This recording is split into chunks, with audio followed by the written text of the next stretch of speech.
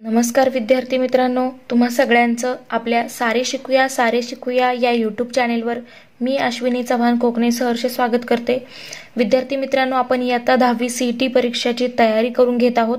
सगळ्या विषयांची तयारी या ठिकाणी करून घेतली जाणार आहे। त्यासाठी आता चॅनेलला सबस्क्राइब करा, त्या शेजारी असणाऱ्या बेल आयकॉनवर क्लिक करा। आज आपण पाहणार आहोत इयत्ता 10वी मधील गणित भाग 2 म्हणजेच भूमितीमधील पहिलं प्रकरण समरूपता। तर याच्यावरती आधारित आपण प्रश्न घेणार आहोत। तर पहा, पहिला प्रश्न आहे, काटकोन त्रिकोण एबीसी व बीसीडी मध्ये एबी छेद सीडी बरोबर 1:2 तर त्यांच्या क्षेत्रफळाचे गुणोत्तर बरोबर किती। तर पहा, पर्याय दिलेले आहेत 4। तर क्षेत्रफळाचे गुणोत्तर कसं काढणार, तर पहा या ठिकाणी दोन काटकोन त्रिकोण दिलेले आहेत। तर समजा हा आहे एबीसी ए बी सी, ठीक आहे। त्यानंतर दुसरा पहा या ठिकाणी आहे, दुसरा आहे काय सांगितले, बी सी डी। तर ठीक आहे, हे दोन त्रिकोण लिहिले B C D, A B C B C D. तर पहा या ठिकाणी ए बी छेद सी डी दिलेला आहे, म्हणजे ए बी आणि सी डी दिलेला आहे। तर ते किती आहे, 1:2 ते 1:2।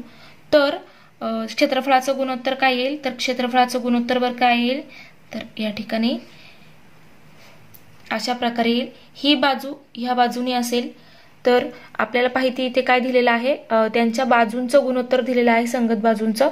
तर पहा तेच गुणोत्तर बरोबर काय आहे, 1:2। म्हणून या ठिकाणी या प्रश्नाचं उत्तर सरळ असणार आहे 1:2। पाहूया पुढचा प्रश्न, प्रश्न क्रमांक 2। पहा याच्यामध्ये काय विचारलेलं आहे की या ठिकाणी दुसऱ्या प्रश्नामध्ये पहा काय विचारलेलं आहे, प्रश्न दुसरा की आकृतीमध्ये रेषा यल समांतर रेषा यम तर त्रिकोण एबीसी व त्रिकोण एबीडी यांच्या क्षेत्रफळाचे गुणोत्तर किती। तर पहा हा आहे ए बी सी, म्हणजे हा त्रिकोण आहे एबीसी, त्यानंतर हा त्रिकोण आहे एबीडी। तर आता सगळ्यात आधी पहा, जेव्हा दोन रेषा समांतर असतील, पहा या दोन रेषा समांतर आहे आणि त्यांच्यामध्ये हे जे दोन त्रिकोण तयार झालेले आहेत, तर या ठिकाणी पहा इथून आपल्याला काय करावे लागेल, इकडे लंब टाकावा लागेल, इथून ए बिंदूतून सीडी वरती, बाजू सीडी वरती, तसंच इकडून सुद्धा आपल्याला लंब टाकावा लागेल। त्यानंतर पहा आपल्याला म्हणजेच काय मिळते, उंची पण समान मिळते आणि पाया हा आहे सीडी तो पण समान आहे।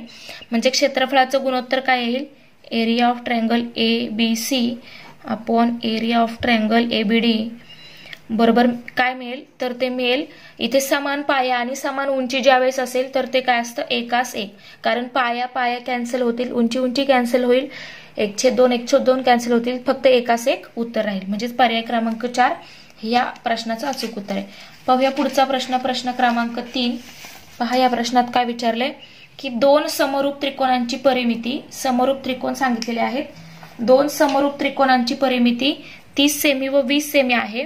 जर पहिल्या त्रिकोणाची एक बाजू 12 सेमी असेल आणि दुसऱ्या त्रिकोणाची संगत बाजू काढा। तर दुसऱ्या त्रिकोणाची संगत बाजू कशी काढणार आहे, हे समजा दोन त्रिकोण आहेत आणि ते कसे आहेत, समरूप आहेत, दोन्ही त्रिकोण कसे आहेत, समरूप आहेत। म्हणजेच काय होईल, तर पहा या ठिकाणी परिमिती दिलेली आहे, तर क्षेत्रफळ देण्याऐवजी परिमिती दिलेली आहे। पहिल्या त्रिकोणाची 30 आहे, दुसऱ्या त्रिकोणाची 20 आहे। तर संगत बाजू पहा, पहिल्या त्रिकोणाची संगत बाजू आहे 12, तर दुसऱ्याची त्याच्या सोबतची संगत बाजू x मानूया, म्हणजे तिथे होईल 30 गुणिले x बरोबर 12 गुणिले 20, म्हणजेच x बरोबर 12 गुणिले 20 भागिले 30। तर पहा या ठिकाणी काय होईल, या ठिकाणी 3 चौक 12 म्हणजे 4 गुणिले 2, म्हणजेच x बरोबर येईल 8 सेंटीमीटर। म्हणजे त्याची जी संगत बाजू येईल दुसऱ्या त्रिकोणाची ती किती असणार आहे, तर ती असणार आहे 8 सेंटीमीटर। पाहू शकता, म्हणजेच पर्याय क्रमांक 4 या ठिकाणी अचूक उत्तर आहे। पाहूया पुढचा प्रश्न, प्रश्न क्रमांक 14। एका 12 सेंटीमीटर उंच काठीची सावली 8 सेमी दिसली, त्याच वेळी एका ध्वजस्तंभाची सावली 40 सेंटीमीटर पडते, तर त्या ध्वजस्तंभाची उंची किती। पहा या ठिकाणी काठी आहे, समजा ही एक काठी आहे, या काठीची उंची किती दिलेली आहे, 12 सेमी, तर तिची सावली किती पडते, पहा काठीची सावली किती सेमी पडते, तर ती पडते 8 सेमी, ठीक आहे, 8 सेमी एवढी सावली पडते। त्याच वेळेस एक ध्वजस्तंभ आहे आणि या ध्वजस्तंभाची सावली काय होतीये, किती पडते, हे आपल्याला इथे x ची किंमत विचारलेली आहे। तर पहा या ध्वजस्तंभाची सावली किती मीटर पर्यंत पडेल असं आपल्याला विचारले। तर आता फाइंड करूया। पहा काय होईल, त्याच वेळेस विचारलेला आहे, म्हणजे ज्या ठिकाणी तो कोन तयार होणार आहे इथे आणि इथे तो सारखा असणार आहे. आता पहा या ठिकाणी काय होईल, तर समजा आहे ABC आणि हा आहे PQR. तर याची उंची आपल्याला म्हणजे हे विचारलेलं आहे, उंची विचारलेली आहे आणि सावली पडते 40 सेंटीमीटर. तर पहा ह्या बाजूचा आणि ह्या बाजूचं गुणोत्तर सारखं असणार आहे आणि या बाजूचं म्हणजेच 12x बरोबर 8x40 आणि हे सोडूया. तर पहा 8 गुणिले x बरोबर 12 गुणिले 40 म्हणजेच x बरोबर 12 गुणिले 40 छेद 8. तर पहा हे सोडवल्यानंतर x बरोबर आपल्याला मिळणार आहे 60. 8×45 म्हणजे 12×5 60 म्हणजेच या ठिकाणी x बरोबर 60 सेमी म्हणजेच पर्याय क्रमांक 2 या ठिकाणी अचूक उत्तर आहे. पाहूया पुढचा प्रश्न, प्रश्न क्रमांक 5. पहा आकृतीमध्ये APQ समरूप त्रिकोण ABC, APQ समरूप त्रिकोण ABC, AP बरोबर 4, AP बरोबर दिलाय 4, त्यानंतर AQ दिलेला आहे 5, त्यानंतर AB दिलाय 10 म्हणजे ही पूर्ण बाजू दिलेली आहे, ही पूर्ण बाजू दिली आहे 10. तर AC बरोबर AC ची लांबी काढा, म्हणजेच AC पूर्ण AC ची लांबी विचारलेली आहे. AC ची काढण्याआधी आपल्याला QC काढावा लागेल. तर त्यासाठी आपल्याला काय माहिती, हे दोन त्रिकोण समरूप दिलेले आहेत, समरूप आहेत म्हणजेच काय होईल, तर या ठिकाणी AP छेद PB बरोबर काय मिळेल, AQ छेद QC, कारण प्रमाणाचे मूलभूत प्रमेय. पहा या ठिकाणी काय होईल मग, आता इथे AP छेद PB बरोबर 4 छेद, आता इथे PB बरोबर काय येईल, तर ही पूर्ण बाजू 10 आहे, ही पूर्ण बाजू 10 आहे, 10 वजा 4 म्हणजे या ठिकाणी या ठिकाणी पहा PB घेण्याऐवजी डायरेक्ट आपण AB सुद्धा घेऊ शकतो. AB घ्या, इथे आपल्याला डायरेक्ट AC विचारलेला आहे तर AC सुद्धा घेऊ शकतो. तर हे प्रमेय न लिहिता पहा काय मिळेल, कारण इथे समरूप त्रिकोण दिलेले आहेत डायरेक्ट म्हणून घेऊया. तर इथे AP आहे 4, तर AB किती दिलेला आहे आपल्याला 10 आणि AQ किती दिलाय 5. तर AC काय आपल्याला काढायचा आहे, AC समजा x आहे, तर 4 गुणिले x बरोबर 10 गुणिले 5 म्हणजेच x बरोबर येईल 10 गुणिले 5 छेद 4 म्हणजेच x बरोबर येईल 50 छेद 4 म्हणजेच x बरोबर किती मिळाले आपल्याला या ठिकाणी म्हणजेच 25 छेद 2 म्हणजेच 12.5 म्हणजे AC बरोबर किती मिळालं आपल्याला 12.5. पूर्ण ही किती असणार आहे 12.5. डायरेक्ट निघतंय, सो डायरेक्ट सुद्धा काढू शकता किंवा प्रमाणाचं मूलभूत प्रमेय वापरून सुद्धा काढू शकता. तर ते येईल 12.5. पुढचं पाहूया, पुढचा प्रश्न. दोन समरूप त्रिकोणांची क्षेत्रफळे अनुक्रमे 162 चौरस सेंटीमीटर व 200 चौरस सेंटीमीटर आहेत. तर त्यांच्या संगत बाजूंचे गुणोत्तर किती आणि पर्याय दिलेले आहेत. तर पहा क्षेत्रफळ दिलेले आहेत, मग आपण क्षेत्रफळांचं गुणोत्तर लिहू शकतो. समजा पहिला त्रिकोण आहे ABC आणि दुसरा आहे PQR. तर ते दोन्ही कसे आहेत, समरूप आहेत, म्हणजेच या ठिकाणी समरूप त्रिकोणांच्या क्षेत्रफळाचे प्रमेय म्हणजेच काय येईल, संगत बाजूंच्या या ठिकाणी काय असणार आहे, वर्गांच्या गुणोत्तरा एवढा असणार आहे क्षेत्रफळाचे प्रमेय. समरूप त्रिकोणांच्या क्षेत्रफळाचे प्रमेय वापरायचे. तर पहा इथे दिले 162 आणि इकडे दिलेलं आहे 200. तर इथे संगत बाजूंचं गुणोत्तर विचारले म्हणजे AB² अपॉन PQ². आता पहा दोन्ही बाजूंची वर्गमूळ घेऊया. तर पहिल्यांदा इथे भाग जातोय पहा, तर ABचा वर्ग छेद PQचा वर्ग बरोबर काय आहे, या ठिकाणी भाग दिल्यानंतर इथे 81 भागिले 100 म्हणजेच दोन्ही बाजूंची वर्गमूळ घेतल्यानंतर AB छेद PQ बरोबर येईल या ठिकाणी वर्गमुळात 81 छेद वर्गमुळात 100 म्हणजेच 9/10 म्हणजेच AB छेद PQ यांचं गुणोत्तर किती आलं 9/10 म्हणजेच पर्याय क्रमांक 3 हे या प्रश्नाचं अचूक उत्तर आहे. पाहूया पुढचा प्रश्न, प्रश्न क्रमांक 7. तर पहा याच्यामध्ये काय विचारलेलं आहे की त्रिकोण ABC समरूप त्रिकोण PQR, AB आणि PQचं गुणोत्तर आहे 8/6. त्यानंतर पहा काय सांगितलंय, मोठ्या त्रिकोणाचे क्षेत्रफळ 48 चौरस सेंटीमीटर असल्यास लहान त्रिकोणाचे क्षेत्रफळ काढा. तर पहा या ठिकाणी काय दिलेलं आहे, आता मगाशी आपण जे क्षेत्रफळाचे समरूप त्रिकोणांच्या क्षेत्रफळांचं प्रमेय वापरलं तेच वापरूया. पहा एरिया ऑफ ट्रायंगल ABC म्हणजे ABCचं क्षेत्रफळ भागिले किंवा छेद किंवा रेशो बरोबर काय असतं ABचा वर्ग छेद PQचा वर्ग. आता हे आपल्याला दिलेलं आहे 8/6 म्हणजे त्याच्यात किंमत ठेवूया 8/6 आणि त्याचा काय आहे वर्ग. तर ते किती येईल 64/36.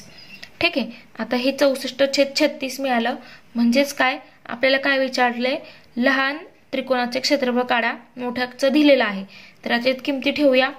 तर पहा area of triangle ABC upon area of triangle PQR बरोबर 64/36. आता याची किंमत पहा त्यांनी काय सांगितले मोठ्या त्रिकोणाचं क्षेत्रफळ 48 आहे.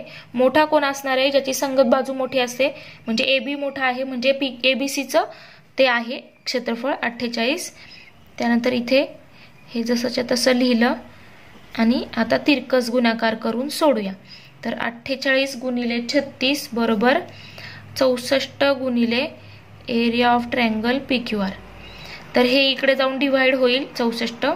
48 गुणिले 36 भागिले 64 बरोबर जे आपल्याला क्षेत्रफळ हवंय उरलेल्या त्रिकोणाचं ते आपल्याला मिळेल.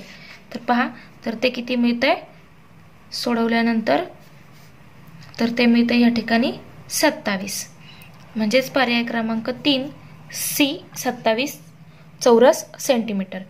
भाग देऊन पहा या ठिकाणी काय मिळणार आहे 27. पुढचं पाहूया. पुढचा प्रश्न क्रमांक 8.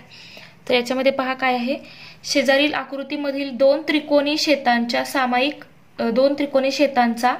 सामायिक पाया BC सामायिक पाया आहे BC वरील उंची 90 सेंटीमीटर व दुसरी आहे 325 मीटरमध्ये आहे. इथे मीटरमध्ये आहेत. त्यापैकी त्रिकोण ABCचे क्षेत्रफळ 1800 चौरस मीटर आहे. तर पूर्ण चौकोन ABCDचं क्षेत्रफळ काढा.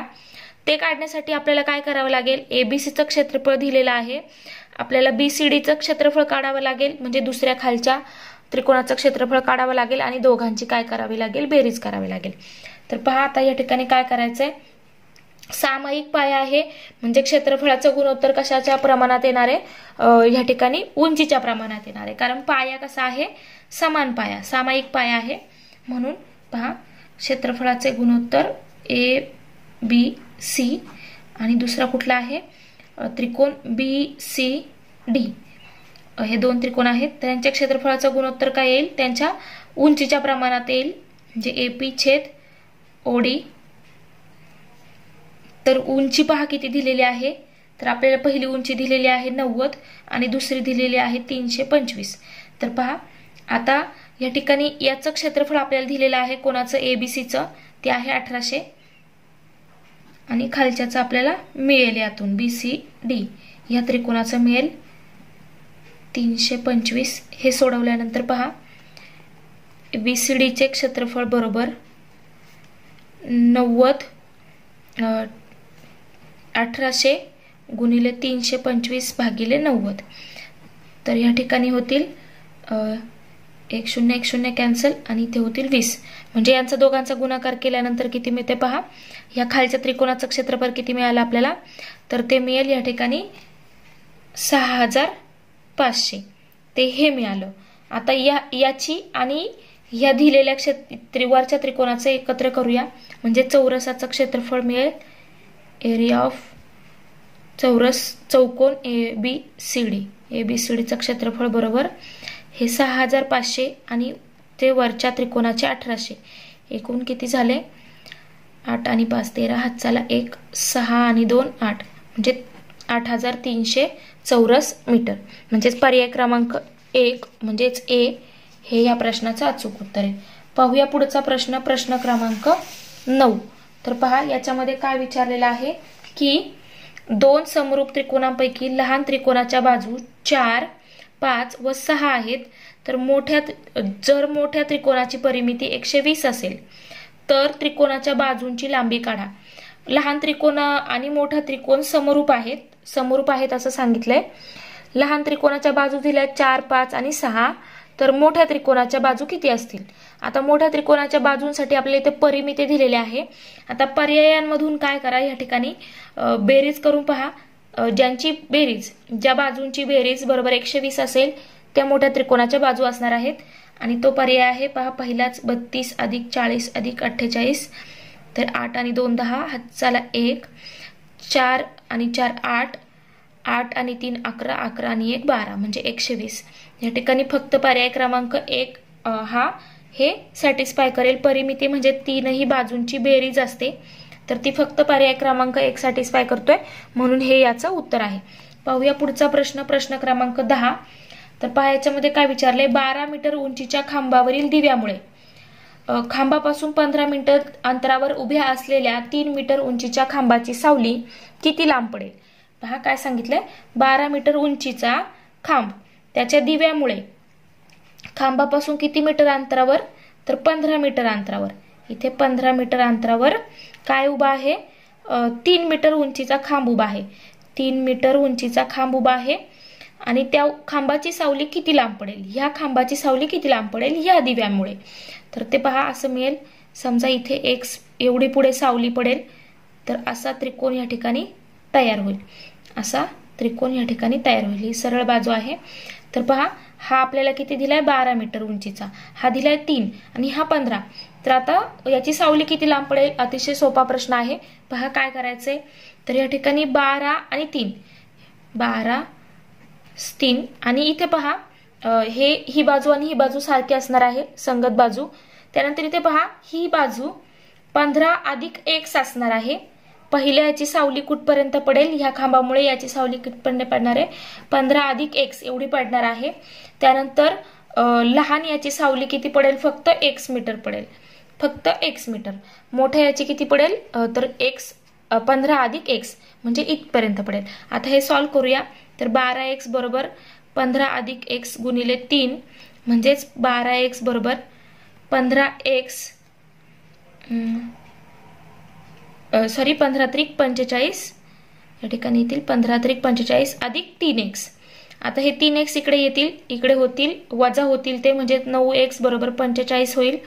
म्हणजेच x बरोबर 45/9 म्हणजेच x बरोबर आपल्याला इथे मिळेल 5. तर आपल्याला काय विचारलंय, किती लांब पडेल, छोट्या खांबाची सावली किती लांब पडेल, तर ती x मीटर पडेल. ती किती म्हणजेच 5 मीटर पडेल. म्हणजेच पर्याय क्रमांक 2 B हे या प्रश्नाचं उत्तर आहे. काय आहे, उभ्या असलेल्या 3 मीटर उंचीच्या खांबाची सावली, 3 मीटर उंचीच्या खांबाची सावली किती लांब पडेल, तर ती किती पडली आहे, 5 मीटर इतकी लांब पडली आहे. पाहूया पुढचा प्रश्न, प्रश्न क्रमांक 11.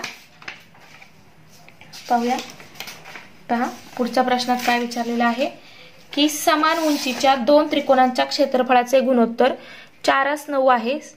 समान उंची आहे, क्षेत्रफळाचे गुणोत्तर 4:9 आहे. लहान त्रिकोणाचा पाया 8 असेल, लहान त्रिकोणाचा पाया 8 असेल तर मोठ्या त्रिकोणाचा संगत पाया काढा. आता उंची पहा काय दिली आहे, समान उंची आहे, म्हणजे त्यांच्या क्षेत्रफळाचं गुणोत्तर बरोबर काय असणार आहे, समजा ABC आणि PQR हे त्रिकोण आहेत, तर त्यांच्या क्षेत्रफळाचं गुणोत्तर बरोबर काय असणार आहे, त्यांच्या संगत पायाच्या प्रमाणात असेल, कारण समान उंची आहे. म्हणजेच काय येईल, पहा पाया काय आहे, पहिल्याचा लहान त्रिकोणाचा पाया, लहान त्रिकोण कुठला असणार आहे, तर तो पहिला असणार आहे ABC, त्याचं कारण गुणोत्तर लहान आहे म्हणजे 4 आहे. म्हणजेच इथे गुणोत्तर दिलंय 4:9. तर याचा पाया, पहिल्या त्रिकोणाचा पाया आहे 8, तर दुसऱ्याचा किती असं विचारलेलं आहे. तर यांच्या क्षेत्रफळाचं गुणोत्तर बरोबर काय असणार आहे, पायाच्या प्रमाणात. तर याचं पहिल्याचं पाया आहे 8 लहान त्रिकोणाचा, दुसऱ्याचा आपण x मानू आणि हे सॉल्व्ह करू. तर 4 गुणिले x बरोबर 9 गुणिले 8 म्हणजेच x बरोबर 8 गुणिले 9 भागिले 4, 4 एके 4, 4 दुने 8 म्हणजेच x बरोबर 9 गुणिले 2 म्हणजेच x बरोबर किती मिळालं, 18. म्हणजेच मोठ्या त्रिकोणाचा संगत पाया काय मिळेल आपल्याला, तर 18 सेंटीमीटर. म्हणजेच पर्याय क्रमांक 2 या ठिकाणी मोठ्या त्रिकोणाचा पाया 18 सेंटीमीटर मिळाला. पाहूया पुढचा प्रश्न, प्रश्न क्रमांक 13. त्रिकोण ABC मध्ये बाजू BC ला समांतर काढलेली रेषा, त्रिकोण ABC मध्ये बाजू BC ला समांतर काढलेली रेषा बाजू AB बाजू AC ला अनुक्रमे x व y मध्ये छेदते की AX बरोबर 1.8, XB बरोबर 5.4 आणि AY बरोबर 2.4. तर YC काढा. तर पहा, समजा हा त्रिकोण ABC आहे, तर ए बी आणि ए सीला म्हणजे या ठिकाणी ए बी आणि हा ए सी ला अनुक्रमे कोणती बाजू आहे? बाजू बी सी ला समांतर रेषा काढली आहे.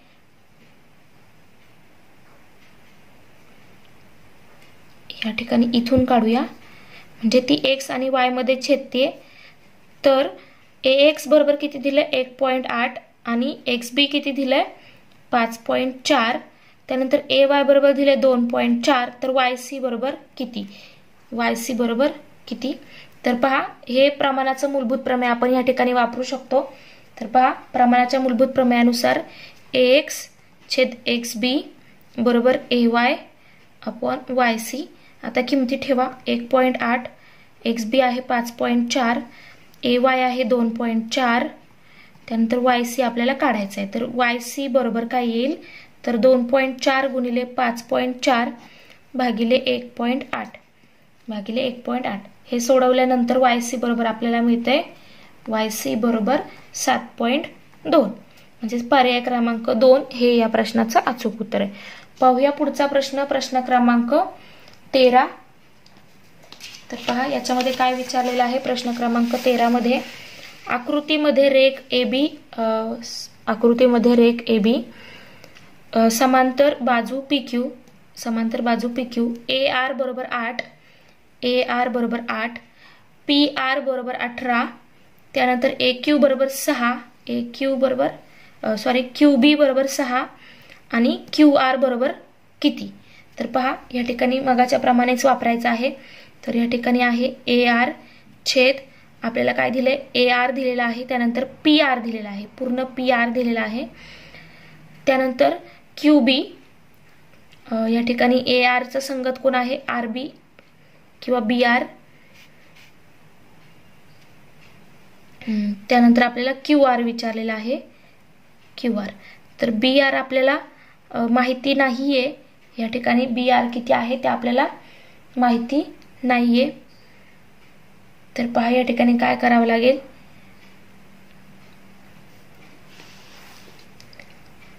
आर बी आपल्याला काढावा लागेल आधी आणि क्यू आर पण काढायचा आहे. तर आपण या ठिकाणी प्रमाणाचं मूलभूत प्रमेय वापरूया.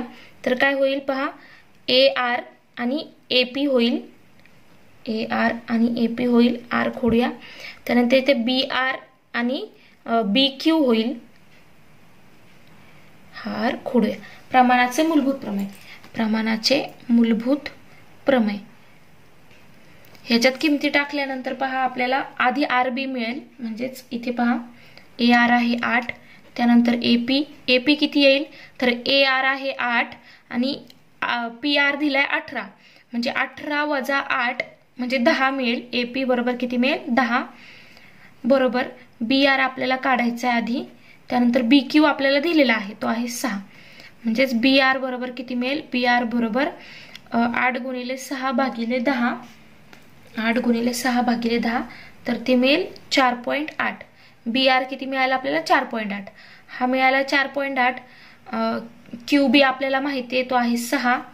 तर क्यू आर किती मिळेल? तर क्यू आर बरोबर किती होईल? तर 6 अधिक 4.8 म्हणजेच या ठिकाणी 10.8. म्हणजेच पर्याय क्रमांक 1 10.8 हे आपल्याला उत्तर मिळेल.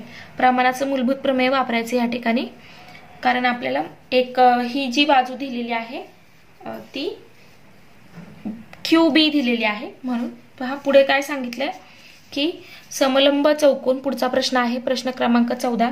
समलंब चौकोन ABCD मध्ये बाजू AB पॅरलल बाजू PQ बाजू DC ह्या तीनही एकमेकांना कशा आहे? समांतर आहेत. AP बरोबर दिलंय 15, त्यानंतर PD बरोबर दिलंय 12, त्यानंतर QC बरोबर दिलंय 14. तर BQ बरोबर किती? तर अतिशय सोपं आहे. 3 समांतर रेषा आणि त्यांच्या छेदिका हे प्रमेय वापरल्यानंतर आपल्याला मिळेल AP छेद PD बरोबर BQ छेद QC. तर याच्यात किमती ठेवल्या की उत्तर मिळेल. तर AP बरोबर किती आहे? AP बरोबर किती दिलंय? 15 छेद PD आहे 12. त्यानंतर QB काढायचा आहे, ते BQ काढायचा आहे, QC दिलेला आहे 14. तर यातून BQ बरोबर 15 गुणिले 14 भागिले 12, 3 चौक 12, 3 5 15. त्यानंतर पहा 15 गुणिले 5 गुणिले 14 म्हणजे 70/4. तर ते किती येईल? 17.5. म्हणजे याचं उत्तर येईल 17.5. व्यवस्थित पहा सोडून, तर ते येईल 17.5. पाहूया पुढचा प्रश्न, प्रश्न क्रमांक 15. तर पहा याच्यामध्ये काय विचारलेलं आहे की काय विचारले आहे, दोन समरूप त्रिकोणांच्या संगत बाजू अनुक्रमे 4 आणि 9 सेमी आहेत, तर त्रिकोणाच्या क्षेत्रफळाचे गुणोत्तर काय? समरूप त्रिकोण आहेत आणि त्यांच्या क्षेत्रफळाचं गुणोत्तर विचारले, संगत बाजू दिलेल्या आहेत, तर क्षेत्रफळाचे प्रमेय वापरा. समरूप त्रिकोणांच्या क्षेत्रफळाचे प्रमेय, तर ते काय येईल? ABC क्षेत्रफळाचे गुणोत्तर बरोबर काय असतं? संगत बाजूंचा वर्ग, वर्गांचे गुणोत्तर. म्हणजेच इथे काय येईल? AB चा वर्ग छेद PQ चा वर्ग. तर पहा किती दिलेलं आहे ते 4/9 दिलेलं आहे, तर त्यांचा वर्ग घ्यायचा आहे. तर ते सोडवल्यानंतर आपल्याला काय मिळणार आहे? 4/9च मिळणार आहे. म्हणजे आपल्याला गुणोत्तर काढलं तर 4/9 मिळेल. संगत बाजूंच्या दोन समरूप त्रिकोणाच्या संगत बाजू 4 आणि 9 आहेत, म्हणजे त्यांचं गुणोत्तर 4/9च मिळेल. तर ते पहा पर्याय क्रमांक 4 मध्ये आहे. 1 मिनिट पहा, थांबा. या ठिकाणी काय दिलेलं आहे अजून?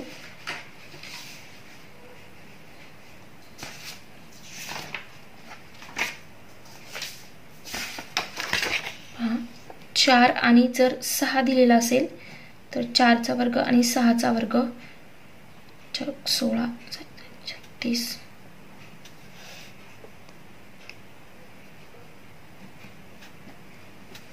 पहा या ठिकाणी 4 आणि 6 दिलेला आहे. 4 आणि 6 दिलेला आहे, म्हणजे 4 आणि 6चा वर्ग आहे. म्हणजे ते 4 चौक 16, म्हणजे 4चा वर्ग 16 आणि 9चा वर्ग येईल. 6चा वर्ग येईल. इथे 6 आहे, 9 नाहीये, 6 आहे. म्हणजे 6चा वर्ग, तर ते येईल या ठिकाणी पहा 4चा वर्ग आणि 6चा वर्ग, याच्यावर काट मारा. म्हणजे ते 4चा वर्ग आलाय 16 आणि 6चा वर्ग 36. भाग दिल्यानंतर मिळतील 4/9. 4ने भाग द्या, तर पहा 4 चौक 16 आणि 4 9 36, म्हणून 4/9 हा या ठिकाणी याचा अचूक उत्तर आहे. पाहूया पुढचा प्रश्न, 16 नंबरचा. त्रिकोण ABC मध्ये रेघ BD हा कोण ABC चा दुभाजक आहे. BD हा ABC चा B हा कोणाचा दुभाजक आहे. जर AB बरोबर x, BC बरोबर x अधिक 6, AD बरोबर x वजा 2, DC बरोबर x अधिक 2, तर x ची किंमत काढा. x ची किंमत काढा. अतिशय सोपा प्रश्न आहे हा.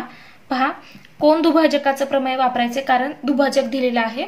तर कोण दुभाजकाच्या प्रमेयानुसार काय होईल, तर ही बाजू छेद ही बाजू बरोबर ही बाजू छेद ही बाजू, म्हणजेच काय येईल या ठिकाणी x वजा 2 छेद x, किंवा अशा प्रकारे सुद्धा तुम्ही लिहू शकता AD छेद AB बरोबर DC छेद BC. म्हणजे याच्यात किमती टाकल्यानंतर पहा x वजा 2 छेद x बरोबर x अधिक 2 छेद x अधिक 6. आता यांचा तिरकस गुणाकार केल्यानंतर आपल्याला काय मिळेल? x वजा 2 गुणिले x अधिक 6 बरोबर x गुणिले x अधिक 2, म्हणजेच x चा वर्ग अधिक 6x वजा 2x वजा 12 बरोबर x चा वर्ग अधिक 2x. x चा वर्ग कॅन्सल होतील. या ठिकाणी 4x वजा 12 आणि हे अधिक 2x इकडे येऊन वजा 2x होतील, म्हणजे वजा 2x बरोबर 0. तर 4 वजा 2 या ठिकाणी 2x राहतील. हे वजा 12 इकडे जाऊन अधिक 12 होतील, म्हणजेच x बरोबर मिळेल 6. हा 2 इकडे जाऊन भागिले होईल. x बरोबर मिळालं 6. म्हणजेच x ची किंमत आपल्याला काढायची होती, तर x बरोबर किती मिळालं? 6. पर्याय क्रमांक 4 D 6. त्यानंतर पाहूया पुढचा प्रश्न, प्रश्न क्रमांक 17.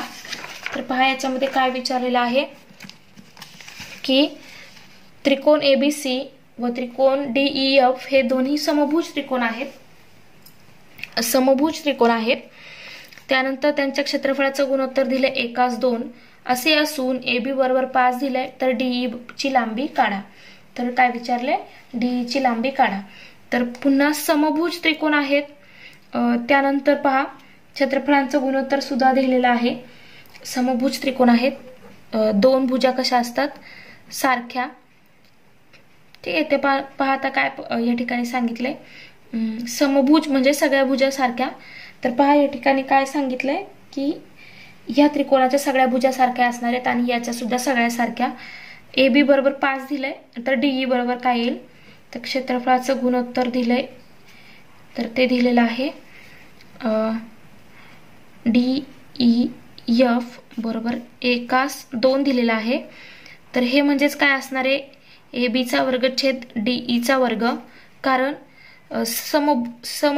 समभुज त्रिकोण आहेत म्हणजे त्यांच्या या ठिकाणी संगत बाजूंचे जे गुणोत्तर असणार आहे सारखं असणार आहे, एकाच प्रमाणात असणार आहे आणि ते त्रिकोण कसे असणार आहेत? समरूप असणार आहेत.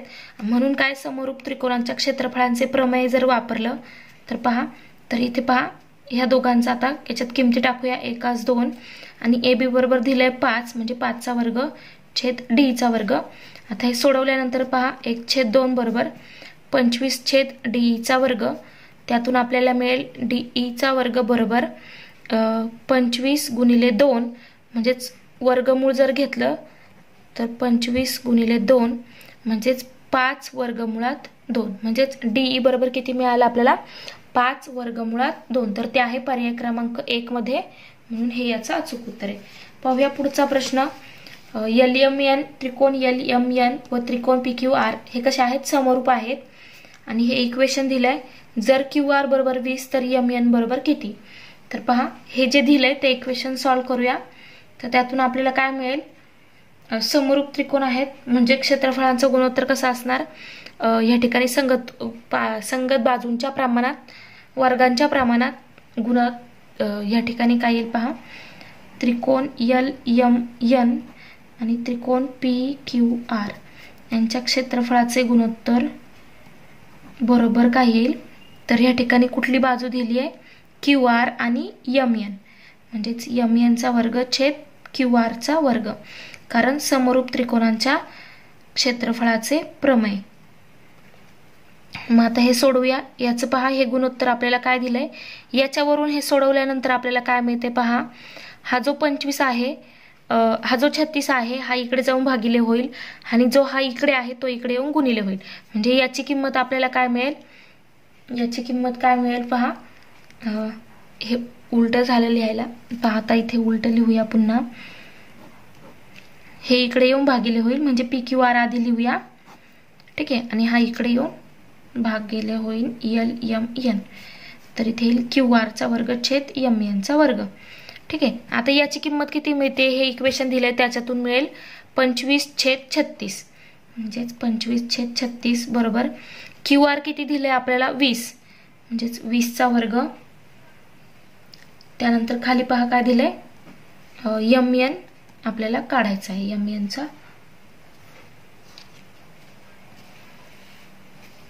तर पहा तर ही बाजू किती येईल? 5/6. या ठिकाणी काय मिळेल पहा, वर्गमूळ घेतली दोन्ही बाजूची तर काय होईल? तर 20 चा वर्ग आणि MN चा वर्ग जाईल म्हणजे इथे येईल 5/6 आणि इथे होईल 20/MN. वर्गमूळ घेतले तर MN बरोबर मिळेल आपल्याला 20 गुणिले 6 भागिले 5.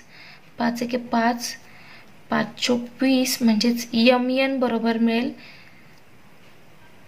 24. 6 चोक 24 म्हणजेच पर्याय क्रमांक 2 बी हा या प्रश्नाचं अचूक उत्तर येईल. पाहूया पुढचा प्रश्न. प्रश्न क्रमांक 19. पहा याच्यामध्ये काय विचारलेलं आहे.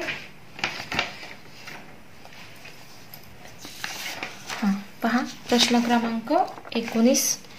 तर पहा याच्यामध्ये विचारलंय, एका त्रिकोणाचा पाया 9 आणि उंची 5 आहे, दुसऱ्या त्रिकोणाचा पाया 10 आणि उंची 12 आहे, तर त्या त्रिकोणाच्या क्षेत्रफळाचे गुणोत्तर काढा. आता सोपं आहे हे. तर क्षेत्रफळांचं गुणोत्तर बरोबर आपण काय लिहितो?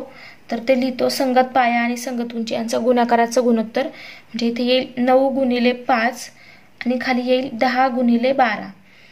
इथे 1/2 असणार आहे क्षेत्रफळ म्हणजेच, पण ते काय होतील? कॅन्सल होतील.